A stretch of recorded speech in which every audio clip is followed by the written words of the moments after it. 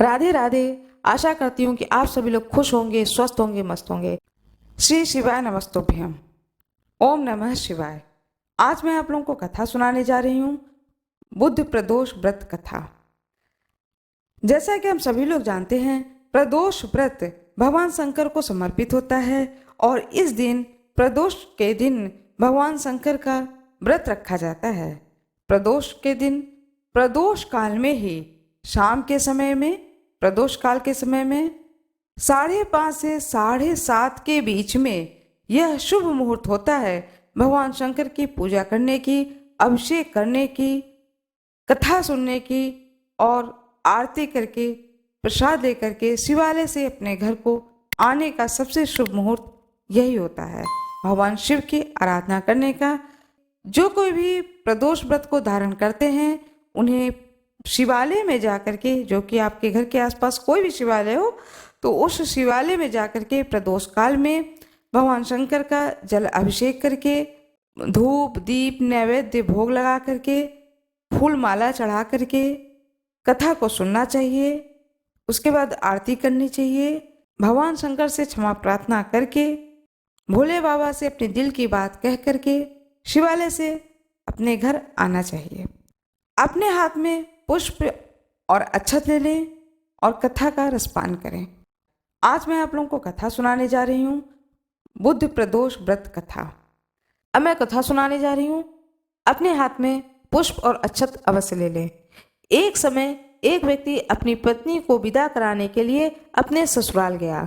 वहां पर कुछ दिन रहने के बाद में उसने अपने सास ससुर से अपनी पत्नी को विदा करने के लिए कहा, किंतु सबने कहा कि आज बुधवार का दिन है, आज के दिन गमन नहीं करते हैं। वह व्यक्ति नहीं माना और हट कर बैठा कि बुधवार के ही दिन अपनी पत्नी को विदा करके मैं ले जाऊंगा। अंत में उसकी पत्नी की विदा कर दी गई और वह नगर को चल पड़ा। राह में उसकी पत्नी को प्यास लगी तो उसने अपने पति से कहा कि मुझे बहुत जोर से प्यास लगी है। तब वह व्यक्ति लोटा लेकर रथ से उतरकर जल लेने चला गया। जैसे ही वह व्यक्ति पानी लेकर अपनी पत्नी के निकट आया तो वह यह देखकर आश्चर्यचकित रह गया कि ठीक उसकी ही जैसी सूरत वाला, उसकी जैसी ही वेशभूषा वाला एक व्यक्ति उसके पत्नी के साथ रथ में बैठा हुआ है।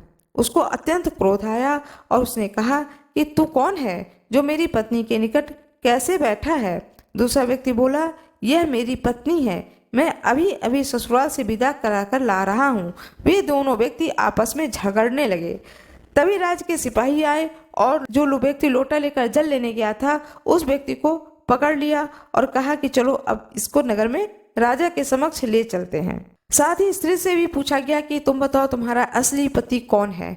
अब पत्नी भी चुप हो गई क्योंकि दोनों ही व्यक्ति एक जैसे थे। वह किसी प्रकार अपने पति को नहीं पहचान सकी।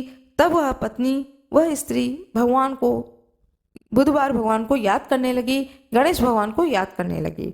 वह व्यक्ति भी ईश्वर से प्रार्थना करने लगा और बोला, हे परमेश्वर, यह कैसी लीला है, सच्चा झूठा कुछ भी पता नहीं चल पा रहा है।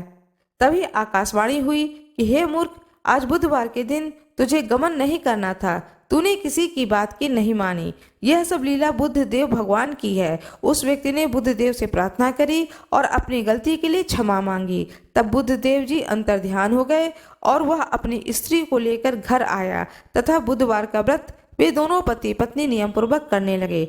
जो व्यक्ति इस कथा को श्रवण करता तथा सुनता है उसको बुधवार के दिन यात्रा करने का कोई दोष नहीं लगता है, उसको सब प्रकार के सुखों की प्राप्ति होती है। भगवान बुद्ध की जय हो, भगवान गणेश की जय हो, भोले बाबा की जय हो। आज मैं आप लोगों को बताने जा रही हूँ बुधवार व्रत किसे रखना चाहिए और इस व्रत का क्या प्रभाव होता है। बुधवार का व्रत गृह शांति तथा सर्व सुखों की इच्छा रखने वालों को बुधवार का व्रत करना चाहिए। विशेष करके ग्रह की शांति के लिए यह व्रत किया जाता है। बुधवार का व्रत भगवान गणेश जी को समर्पित होता है। साथ में भगवान शंकर की भी पूजा की जाती है। इस दिन नवजात शिशु के हाथों से करवाए गए कृत्य से समस्त मनोकामनाएं फलवती होती हैं। पूजा का विधि विधान यह होता है कि इस व्रत में रात दिन में एक बार ही भोजन करना चाहिए। इस व्रत के समय हरी वस्तुओं का उपयोग करना श्रेष्ठ होता है। व्रत के अंत में शंकर जी की पूजा धूप बेलपत्र आदि से करनी चाहिए। भगवान गणेश को दुर्वा चढ़ाना चाहिए और साथ ही बुधवार की कथा को सुनकर आरती के बाद प्रसाद देकर जाना चाहिए। बीच में ही नहीं चले जाना चाहिए। इस दिन उत्तर दिशा की यात्रा नहीं करनी चाहिए। हर हर महादेव। माता पार्वती की जय हो, गणेश जी की जय। आज मैं आप लोगों को कथा सुनाने जा रही हूँ, भगवान शंकर और माँ पार्वती के विवाह की कथा। हमारे पौराणिक ग्रंथों में अनेकानेक देवी देवताओं के विवाह का वर्णन है, किंतु जैसी भव्य सुंदर बारात का वर्णन भगवान शंकर और माँ पार्वती के विवाह के संदर्भ में दिया गया है, उसकी तुलना कहीं भी नहीं हो सकती है। इस बारात के विषय में कहा जाता है कि इसमें संसार के सभी प्राणी सम्मिलित हुए थे और उनके भार से पृथ्वी अपनी धुरी पर झुक गई थी। उसे संतुलित करने हेतु भगवान शंकर ने महर्षि अगस्त्य को अपने आशीर्वाद और उनके समस्त पुण्य फल के साथ पृथ्वी के दूसरे छोर पर भेजा, तब जाकर पृथ्वी का संतुलन सही हो पाया। माता पार्वती का भगवान शंकर को तपस्या कर विवाह के लिए मना लेना भी एक असंभव कार्य था, क्योंकि माता सती के देहवासन के पश्चात महादेव वैरागी हो गए थे। जब वे विवाह हेतु मान गए तो उनके विवाह की तैयारी में त्रिलोक जुट गया।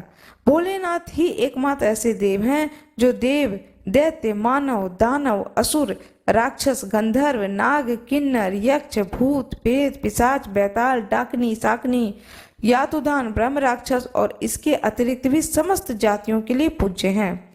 इसके अतिरिक्त वे पशुपतिनाथ हैं। इसी कारण पशु जाति भी उनके विवाह में सम्मिलित होने के लिए तत्पर थे। इनमें से कई तो ऐसे हैं जो एक दूसरे के घोर शत्रु थे, किंतु देवाधिदेव के विवाह में सम्मिलित होने के लिए सारे मतभेद को भुला दिए। उधर माता पार्वती भी परमपिता ब्रह्मा के पुत्र पर्वतराज हिमालय की पुत्री थीं। वे एक प्रकार से शाही विवाह था। इसी कारण सभी प्रकार की व्यवस्था का ध्यान रखा गया था। उधर सभी लोग सबसे पहले अपने पूरे ठाट बाट के साथ कैलाश पर सारे देवता उपस्थित हुए। शिवगण तल्लीनता से महादेव का श्रृंगार करने में व्यस्त थे। जटाजूट, नाग, रुद्राक्ष, भस्म, मुंडमाला इत्यादि से उनका श्रृंगार किया गया। समस्त अप्सराएं कैलाश पर नृत्य कर रही थीं और महादेव का अद्भुत रूप देखकर कह रही थीं कि उनके योग्य कन्या तो त्रिलोक में नहीं मिलेंगी। बारात और मित्र वर से परिहास ना करें, ऐसा भला हो सकता है? भगवान विष्णु भी महादेव का यह रूप देखकर हंसते हुए बोले, ऐसे अद्वितीय वर के लिए तो यह बारात योग्य नहीं है। अवश्य ही कन्या के घर में हमें लज्जित होना पड़ेगा। श्री हरि की ऐसी हंसी ठिठोली सुनकर महादेव ने प्रसन्न होते हुए नंदी से सभी को एकत्रित करने को कहा। तब सब लोगों ने एक साथ ऐसा कोलाहल किया जिसकी तुलना नहीं हो सकती है। इस तरह से भगवान शंकर की बारात निकली। तुलसीदास जी लिखते हैं रामचरितमानस में कि बहुत ही सुंदर वर्णन किया है। कोई मुखहीन विपुल मुख काहू, बिनु पद कर कोई बहु पद बाहू, विपुल नयन कोई नयन विहीना, रिष्ट पुष्ट कोई अति तन कीना। इस बारात में कोई बिना मुख का था, किसी के बहुत मुख थे। कोई बिना हाथ पैर का था तो किसी के बहुत सारे हाथ पैर थे। किसी की बहुत सी आंखें थीं तो किसी की आंख नहीं थी। कोई बहुत ही मोटा ताजा था तो कोई बहुत ही दुबला पतला था। सभी देवी देवता अपने अपने वाहनों के साथ में बारात के साथ निकले। अपने गणों भृंगी, वीरभद्र, भैरव, क्षेत्रपाल, गणेश्वर, शंखकर्ण, कंकराक्ष, विकृत, विशाख, विकृतानन, ये सब अत्यंत शोभादायी दिखाई दे रहे थे। स्वयं चंडी देवी महादेव की बहन बनकर आई थीं। उनका रूप भी अद्भुत था। उन्होंने सर्पों का आभूषण धारण किए था, प्रेत पर सवार थीं एवं सर पर स्वर्ण कलश उठाया हुआ था। बारात के मध्य में भगवान विष्णु एवं भगवान ब्रह्मा क्रमशः गरुड़ एवं हंस पर सारी व्यवस्था का निरीक्षण करते हुए चल रहे थे। माता गायत्री, सावित्री, सरस्वती, लक्ष्मी और अन्य पवित्र माताएं उस बारात की शोभा बढ़ा रही थीं। सप्त ऋषियों सहित सभी ऋषि मुनि स्वास्ति गान करते हुए चल रहे थे। देवराज इंद्र समस्त देवताओं से एवं कुबेर, यक्षों एवं गंधर्वों से घिरे चल रहे थे। श्रेष्ठ मनुष्य इन सभी के दर्शन कर स्वयं को धन्य मानते हुए आगे बढ़ रहे थे। भगवान शिव को तनिक पीछे छोड़कर भगवान विष्णु और परमपिता ब्रह्मा शेष देवताओं, यक्ष, गंधर्वों आदि को लेकर आगे बढ़े। हिमालय के द्वार पर अनेक सुंदर स्त्रियों के बीच माता पार्वती की माता मैनावती ने सबका स्वागत किया। श्री हरि ब्रह्मा जी और सभी देवताओं का सुंदर रूप देखकर मैनावती अत्यंत प्रसन्न हुई एवं व्यग्रता से भगवान शिव के आने की प्रतीक्षा करने लगी। शिव गणों भूत प्रेतों से घिरे अद्भुत वेशधारी महादेव जब वहां पहुंचे तो उनका भयानक रूप देखकर नगरवासी डरकर पीछे हटने लगे। मैनावती तो मारे भय के अचेत हो गईं। वहां उपस्थित श्रेष्ठजन एवं स्वयं हिमालय राज भी महादेव की लीला न समझकर उनका वह रूप देखकर दुखित हो गए। हिमालय राज ने दुखी मन से उन अद्भुत वेशधारी शिव को द्वार के अंदर आमंत्रित किया। तभी मैनावती की तंद्रा टूटी और उन्होंने उस विवाह से मना कर दिया। अपनी पुत्री पार्वती को अपने अंक में भरकर रोते हुए बोली, हे पुत्री, क्या इस भयानक वेशधारी वर हेतु ही तुमने इतनी भीषण तपस्या की थी? अपनी ऐसी सुंदर और कोमल पुत्री, जिसकी संसार में कोई तुलना नहीं है, को मैं कदापि इस औघड़ के हाथों नहीं सौंपूंगी। पता नहीं नारद को मुझसे कौन सा ऐसा बैर था जो तुम्हारा लगन इस भभूतधारी के साथ लगवा दिया। चाहे मेरे प्राण ही क्यों न जाए, किंतु मैं ये विवाह नहीं होने दूंगी। इस प्रकार मैनावती अपने पुत्र को पकड़े विलाप करने लगी। तब माता पार्वती ने मैनावती को समझाते हुए कहा, हे माता, तुम महादेव की इस लीला को नहीं जानती हो। वैसे भी मनुष्य के प्रारब्ध में जो होता है उसे वही प्राप्त होता है। तब हिमालय राज ने अपनी पत्नी को समझाते हुए कहा कि प्रिय, तुम कदाचित अपनी पुत्री को नहीं पहचान रही हो। पूर्व काल में श्री राम की पत्नी सीता का रूप धरने के कारण जिस जगत जननी सती को महादेव ने त्याग दिया था, वही इसी जन्म में तुम्हारी पुत्री के रूप में जन्मी है। इसका संबंध तो महादेव से पहले से ही जुड़ चुका है। आज तो बस विवाह की औपचारिकता भर है। अपनी पुत्री और पति के ऐसे वचन को सुनकर मैनावती ने अंततः वर का स्वागत किया। तब अपनी सास को दुखी देखकर महादेव ने कोमल स्वर में उनकी इच्छा पूछी। तब मैनावती ने उनसे उस औघड़ के वेश को छोड़कर राजकुमारों वाला वेश धरने की इच्छा की। उनकी प्रार्थना को स्वीकार कर भगवान शिव ने नारायण से स्वयं का श्रृंगार करने को कहा। तब भगवान विष्णु और देवताओं ने महादेव को जनवासे में ले जाकर उनका श्रृंगार किया और जब वह वेदी पर आए तो उनका रूप करोड़ों कामदेवों को भी लज्जित कर रहा था। उस समय तक जो कोई देवी पार्वती को अद्भुत रूप देखकर आश्चर्य करते, वे महादेव के इस अति सुंदर रूप को देखकर मंत्रमुग्ध हो गए। विवाह से पूर्व वर वधु पक्ष द्वारा अपने कुल का परिचय देने की रस्म आई। तब पर्वतराज हिमालय ने गर्वपूर्वक अपने कुल का परिचय देते हुए कहा, यह समस्त जगत जिस महाब्रह्मा से उत्पन्न हुआ है, मैं उनका पुत्र हूँ। सप्त ऋषियों सहित सभी मानस पुत्र, प्रजा का पालन करने वाले महाराज मनु, देवर्षि नारद इत्यादि मेरे भ्राता हैं। महापर्वत मेरु की पुत्री मैनावती कन्या की माता हैं और संसार के सभी पर्वत और वनस्पति उनके संबंधी हैं। यह कहकर हिमालय ने वर से अपने कुल के परिचय देने को कहा। यह देखकर सभी ने महादेव की ओर देखा, किंतु वे मौन बैठे रहे। तभी हिमालय ने श्री हरि एवं अपने पिता ब्रह्मा जी से वर के कुल का परिचय देने को कहा, किंतु वे दोनों भी मौन बैठे रहे। तभी सभी को दुविधा में देखकर देवर्षि नारद ने अपनी वीणा बजाना आरंभ कर दिया। यह देख करके मैनावती ने उनसे पूछा, इतनी गंभीर बात पर वे अपनी वीणा की ध्वनि को क्यों दे रहे हैं? तब नारद जी ने कहा, हे देवी, मैं आपको महादेव की उत्पत्ति के विषय में संकेत दे रहा हूँ। ये स्वयं शंभु हैं, इसलिए न तो इनका कोई पिता है, न माता है, न कोई कुल है अथवा गोत्र है। जब संसार अस्तित्व में आया तो जो सबसे पहली चीज उत्पन्न हुई थी वह ध्वनि, जो आदिनाद भी इन्हीं निर्विकार महारुद्र द्वारा ही आस्तिक में आया है। इसी कारण से मैं अपनी वीणा को तान दे रहा हूँ। यह सुनकर हिमालय और मैनावती महादेव के चरणों में झुक गए एवं विधि पूर्वक देवी पार्वती का विवाह भोलेनाथ से किया। स्वयं ब्रह्मा जी ने विवाह संपन्न करवाया। तत्पश्चात मैनावती ने माता पार्वती को श्रेष्ठ सती के कर्तव्यों का उपदेश दिया और फिर अनेक उपहार देकर पर्वतराज ने अपनी पुत्री को विदा किया। जो कोई भी भगवान शिव और माता पार्वती के विवाह की इस पावन कथा को सुनता है, उनके सारे कष्टों का नाश होता है। जिस किसी का भी विवाह होने वाला है, वे इस कथा को अवश्य सुने। यदि किसी कन्या अथवा वर के विवाह में विलंब हो रहा हो, तो इस कथा को सुनने से शीघ्र ही उन्हें मन चाहे वर वधु की प्राप्ति होती है। हर हर महादेव।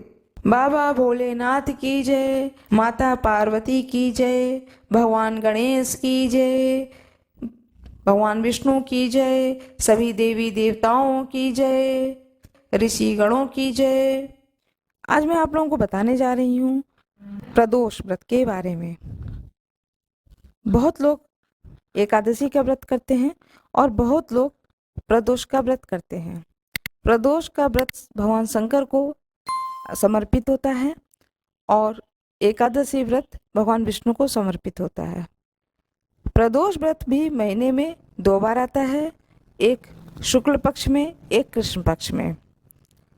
जो भगवान शंकर के अनन्य भक्त होते हैं, जो भगवान शंकर की आराधना करते हैं, उन पर विश्वास करते हैं, उन्हीं को भजते हैं, उन्हीं को पूजते हैं, वह प्रदोष व्रत करते हैं। जैसा कि हम सभी लोग जानते हैं, भगवान शंकर तो अवधर दानी हैं। वो तो विचार ही नहीं करते हैं कि इसके भाग्य में ये चीज है या नहीं है। यदि वो प्रसन्न हो गए तो वह सारी मनोकामनाओं की पूर्ति कर देते हैं। तुलसीदास जी लिखते हैं विनय पत्रिका में कि वह ब्रह्मा जी कहते हैं जाकर के विष्णु भगवान से कि बताइए, जो मैंने भाग्य में नहीं लिखा है, यदि मैंने किसी व्यक्ति के भाग्य में घर नहीं लिखा है तो भोले बाबा उसको महल दे देते हैं रहने के लिए। मैंने किसी के भाग्य में यदि पुत्र या कोई पुत्री संतान नहीं दी है, लेकिन भगवान शंकर की आराधना करके वह व्यक्ति ये भी प्राप्त कर लेता है, संतान की प्राप्ति कर लेता है। यह ऐसे अवधरदानी है। ब्रह्मा जी पूछते हैं भगवान विष्णु से जाकर के कि बताइए, मेरा लिखा हुआ ही कट जाता है। भगवान विष्णु सुनते हैं और मुस्कुरा देते हैं और कहते हैं उनका नाम ही है भोले भंडारी, वह तो भोले है ही हैं, उनको मैं कुछ नहीं कहूँगा, उनसे मैं किसी तरह की कोई बात नहीं कहूँगा कि ब्रह्मा जी ने उसके भाग्य में नहीं लिखा है तो आप उसे क्यों दे रहे हैं। इस तरह का कोई प्रश्न मैं भोले बाबा से नहीं करूँगा, क्योंकि भोले बाबा मुझे भी बहुत प्रिय हैं। यानी भगवान विष्णु को भी भगवान शंकर बहुत प्रिय हैं। वो जो भी करते हैं भगवान विष्णु खुश रहते हैं कि वह उन्हें बहुत मानते हैं। इस तरह से वह एक दिव्य धाम की बात है कि वहाँ दिव्य धाम ब्रह्मलोक जो भी कहें, जहाँ भगवान शिव और भगवान विष्णु दोनों की आराधना करते हैं और दोनों एक दूसरे के इस तरह से परस्पर प्रेम पूर्वक भाव रखते हैं एक दूसरे के प्रति। हाँ, ब्रह्मा जी को थोड़ा जरूर परेशानी होने लगती है कि मैं जिसकी को भाग्य में भी नहीं लिखा हूँ वह व्यक्ति अपने भाग्य को बदल सकता है भगवान शंकर की पूजा करके। प्रदोष व्रत करने से इन चीजों की ही प्राप्ति होती है। जब धर्मराज राजच्युत होकर अपने भाइयों के साथ वन में चले गए थे, तब उन्होंने भगवान कृष्ण से अपने कष्टों को लेकर जो प्रश्न किया था, उस कथा को आप सुनिए। युधिष्ठिर भगवान कृष्ण से पूछते हैं कि हे पुरुषोत्तम, ऐसा कौन सा उपाय है जिससे हम वर्तमान में संकटों से मुक्त हो सकें, हम लोगों को आगे किसी प्रकार का कष्ट न भोगना पड़े, कृपया ऐसा उपाय बताएं। स्कंद कुमार जी कहते हैं कि जब युधिष्ठिर ने विनम्र भाव से हाथ जोड़कर बार बार अपने कष्टों के समाधान का उपाय पूछने लगे, तो भगवान श्री कृष्ण ने कहा कि हे राजन, प्रत्येक कामनाओं को पूरा करने वाला एक महान गुप्त व्रत है। युधिष्ठिर, इस व्रत के बारे में मैंने कभी किसी को नहीं बताया। हे राजन, प्राचीन समय में तब सतयुग था।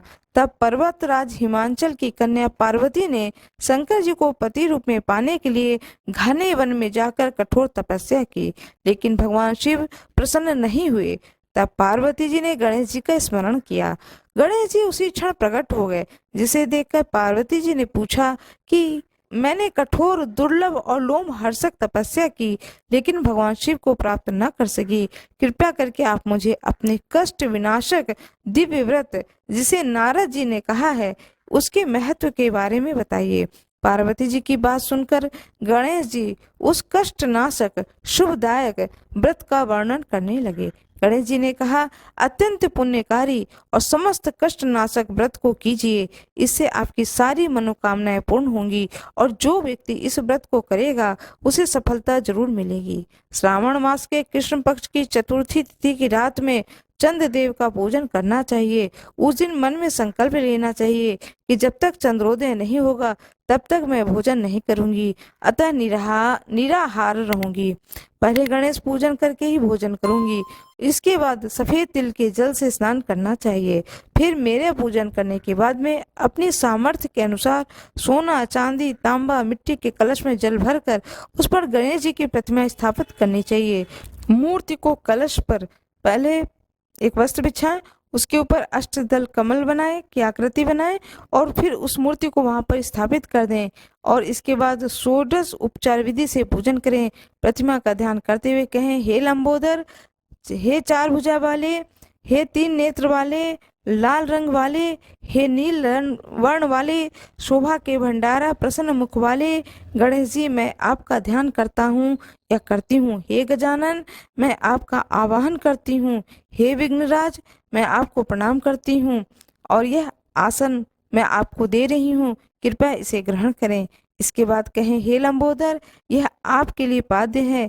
यह हे शंकर सुमन, यह आपके लिए अर्ध है। हे उमापुत्र, यह आपके लिए स्नानार्थ जल है। हे वक्रतुंड, यह आपके लिए आचमनीय जल है। हे शूर्पकर्ण, यह आपके लिए वस्त्र है। हे सुशोभित, यह आपके लिए यज्ञोपवीत है। हे गणेश्वर, आपके लिए यह रोली चंदन है। हे विघ्न विनाशक, यह आपके लिए फूल है। हे विकट, यह आपके लिए धूपबत्ती है। हे वामन, यह आपके लिए दीपक है। हे सर्वदेव, यह आपके लिए लड्डू का नैवेद्य है। हे देव, आपके निमित्त यह फल है। हे विघ्नकर्ता, आपके निमित्त मेरा प्रणाम है। प्रणाम करने के बाद क्षमा प्रार्थना करें। इस तरह से षोडश उपचार करके भगवान को भोग लगाएं। हे देवी, देसी घी से 15 लड्डू बनाएं। सबसे पहले भगवान को लड्डू अर्पित करें, फिर उसमें से 5 लड्डू ब्राह्मणों को दे दें। अपने सामर्थ्य के अनुसार दक्षिणा दें। फिर चंद्रोदय पर चंद्रमा को अर्घ दें। अर्घ देते समय यह कहें कि हे देवी, तुम सब तिथियों में सर्वोत्तम हो। हे गणेश जी के प्रिय हो। हे चतुर्थी, हमारे अर्घ को ग्रहण करो, तुम्हें मेरा प्रणाम है। इसके बाद फिर 5 लड्डू का खुद भोजन करें। फिर कहें, हे लंबोदर, आप हर व्यक्ति की इच्छाओं को पूरा करने वाले हैं, आपको मेरा प्रणाम है। हे समस्त विघ्नों के नाशक, आप मेरी कामनाओं को पूर्ण करें। तत्पश्चात ब्राह्मण की प्रार्थना करें। हे दिव्यराज, आपको नमस्कार है, आप साक्षात देव स्वरूप हैं। गणेश जी की प्रसन्नता के लिए हम आपको लड्डू समर्पित कर रहे हैं, हम आपको नमस्कार करते हैं। इस प्रकार ब्राह्मणों को भोजन करा के गणेश जी से प्रार्थना करें। प्रार्थना करके प्रतिमा का विसर्जन कर दें और अपने गुरु को अन्न, वस्त्र आदि दक्षिणा के साथ मूर्ति दे दें। विसर्जन करते हुए कहें कि देवों में श्रेष्ठ गणेश जी, आप अपने स्थान को प्रस्थान कीजिए और इस व्रत पूजन का फल हमें दीजिए। हे सुमुखी, इस तरह से ही गणेश चतुर्थी की व्रत करना चाहिए। यह व्रत जन्म भर या 21 वर्ष तक किया जा सकता है। यदि इतना करना ही संभव न हो तो 1 वर्ष तक इस व्रत को करें। यदि तब भी संभव न हो तो वर्ष के 1 मास को तो अवश्य ही यह व्रत करें। सावन चतुर्थी को व्रत का उद्यापन कर सकते हैं। इस तरह से इस कथा को सुने। कथा को सुनने से पहले आप अपने हाथ में दाहिने हाथ की गदेली में फूल, चावल और थोड़ा सा जल अवश्य रख लें। जब इस पूरे कथा को सुन लें तो उस अक्षत फूल को भगवान गणेश जी के सामने समर्पित कर दें। जो भी आपके पास में भोग की वस्तु हो, धूप, दीप, नैवेद्य सब दिखाएं। गणेश जी की प्रतिमा का पूजा करें। उसके बाद में आरती करें, गणेश जी की स्तुति करें और स्तुति करने के बाद में अपने बड़े भाव से गणेश जी से प्रार्थना करें। गणेश जी को भोग में लड्डू अवश्य लगाएं। मोदक हो तो मोदक लगाएं। गणेश जी को दुर्वा बहुत पसंद है, दुर्वा अवश्य चढ़ाएं। 11 या 21 दुर्वा के दुर्वा का एक गांठ बना लें और गांठ बना करके भगवान गणेश जी के सामने रख दें और गणेश जी को पीला सिंदूर अवश्य लगाएं। जब आप चंद्रमा को अर्घ दें तो जिस लोटे से चंद्रमा को अर्घ दें उस जल में थोड़ा सा दूध, कच्चा दूध थोड़ा सा डाल लें। मीठे में कुछ भी डालें, चाहे बतासा डालें, चाहे शक्कर डालें, चाहे कोई सफेद बर्फी वगैरह मीठा आपके पास हो तो वो डालें। इस तरह से डाल करके चंद्रमा को अर्घ दें। इससे चंद्र देवता की भी कृपा आपको प्राप्त होगी। इस तरह से भगवान गणेश जी की बड़े ही मन से भाव से पूजा करें। गणेश जी की स्तुति अवश्य करें। जो गणेश जी का द्वादश नाम है, प्रणम्य शिष्या देवी गौरी पुत्रम विनायकम भक्तावासम स्मरणते कामा सिद्ध अर्थे प्रथम वक्रतुंडम च एकदंतम द्वितीयम तृतीयम किशमिकाक्षम गजवकतम चतुर्थकम लंबोदरम पंचम च षष्ठम विकटमेव च सप्तम विघ्न राजम धूम्रवर्ण तथा अष्टकम नवम भालचंद्रम दशम तु विनायकम एकादश गणपति द्वादश तु गजाननम द्वादश शैतान्य च विघ्नमयम तस् सर्व सिद्ध क्रम प्रभु। इस श्लोक को, इस स्तुति को, यह गणेश जी के 12 नाम हैं, इसे अवश्य पढ़ें।